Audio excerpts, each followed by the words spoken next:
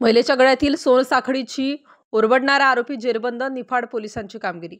Niphad police Thane हद्दीत नांदुर्डी शिवार रस्त्यालगत नांदुर्डी तालुका निफाड येथे यातील फिर्यादी हा त्यांच्या घराच्या पाठीमागे नळाचे पाणी भरत असताना यातील अज्ञात अनोळखी इसम वय अंदाजे 35 ते 40 वर्ष, शरीराने मजबूत, उंची सुमारे 5 फूट 7 इंच, रंगाने निमगोरा, अंगात सफेद रंगाचा शर्ट, निळ्या रंगाची जीन्स पॅन्ट, पट्ट्याचे स्वेटर, निळ्या रंगाची कानटोपी, पायात चप्पल याने फिर्यादीकडून पिण्याचे पाणी मागितल्याचा बनाव करून फिर्यादीच्या गळ्यातील वरील वर्णनाची वाट्याची व डोरल्याची व सोन्याची मण्याची पोत बळजबरीने हिसकावून तोडून चोरून घेऊन त्याच्याकडील मोटारसायकलवर बसून पळून गेला म्हणून निफाड पोलीस ठाणे येथे गुन्हा दाखल करण्यात आला होता.